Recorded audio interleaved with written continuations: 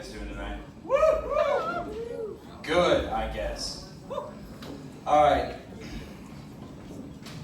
His name is Charles Entertainment Cheese. And as far as I'm fucking concerned, he owns showbiz. It's for the older folks out there. See, Chuck E. Cheese used to be called Showbiz Pizza. All right, I have a friend who is not here tonight, wink. So I won't use his real name, so we'll just call him John. Every girl that he's added off of Tinder onto his Snapchat has turned out to be a hooker. There's no punchline, that's just a fact. And honestly, when I asked him about it, he said, just right. Just right. I'm not really into burning bridges. I feel like it's something we do too often these days. I really frown upon it and most arson-related activities. One thing I think people should do more often, however, is bury the hatchet. If you've, you guys hear me? Sorry, you're good. All right. Ignore the man behind the curtain. I think you should bury hatchets more often. Honestly, if you can't do it for yourself, do it for me. Because I support people who use metal detectors. You guys know what kombucha is?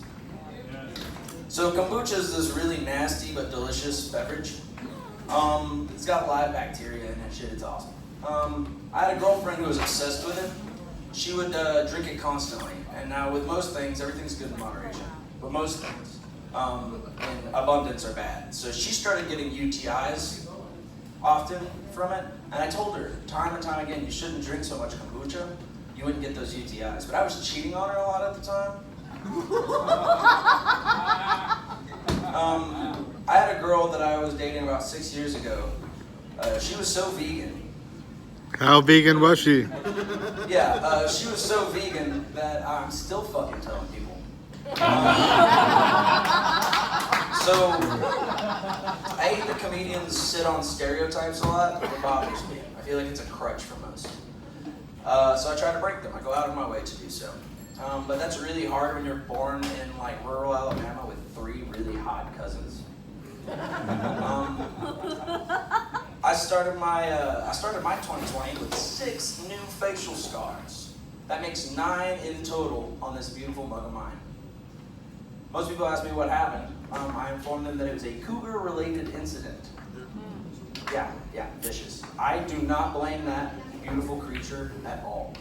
I blame myself for not knowing that her husband was coming home early from work that day. I think, so 3 crows is a murder, right? So 2 crows is an attempted murder. So in my opinion, I think 1 crow is manslaughter. At least in the eyes of the cop. So most people, I get asked really often, what the fuck is wrong with you? And so I don't know where to start. So I start usually at the beginning. I spent the first 3 years of my formal education in special education classes. I didn't realize it, so it was all good for me. You know, 2 years of arts and crafts ain't shit. But when my mom found out, she kept asking me, what did you learn today? What did you learn? And I was just like, I don't know, like what crayons taste like? So one day she goes, what were you doing today? And I was like, I don't know, fucking hanging out, babysitting the mouth breathers. Like, what do you know? And she's like, okay, so I ended up screwing myself out of that one. So I feel like I get the R word card. Maybe not. So I'll finish off on this real quick, guys. This is a true story. You guys ever taken Viagra? Yeah. Don't be embarrassed. ED is not the joke tonight, ladies and gentlemen. So I read on the internet that if you took more than you were supposed to with Viagra, that you would get adverse side effects, get high. And so, of course, trusting these strangers on the internet, I did.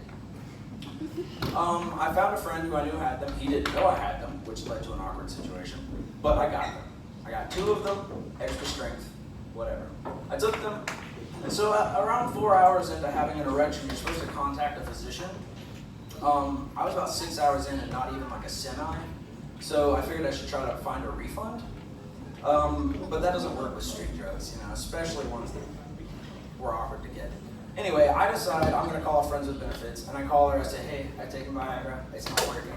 And she goes, well, come over to my house, we'll fix it either way, adverse side effects or not. So I decide I'll drive over there. I drive over there, I'm starting to get woozy, my nipples are hard, I'm sweating, and I start seeing lights. So I pull over to assess my situation, and it turns out I'm being pulled over. Officer walks up to the car, I roll down the window, obviously something like it. And he says I smell marijuana, because obviously I'm on Viagra. I get out of the car, he searches it, and he goes, I'm gonna need to search you. And so at this point I'm really submissive. So I put my hands on my own vehicle, and he starts to, I was gonna say feel me up, he starts to feel me down. He gets to my nipples, which I can tell he noticed before I really noticed, because I was enjoying it. But he gets to my, he's like, is that a pill? No, that is not. He gets down my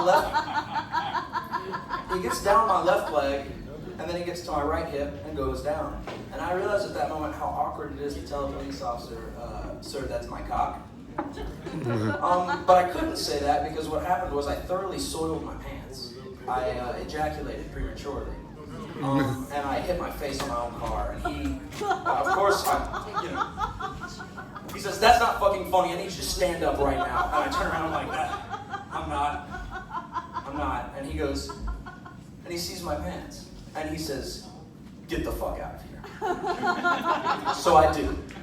I get to my friend's house, and I'm just trembling. I'm like, it was good. I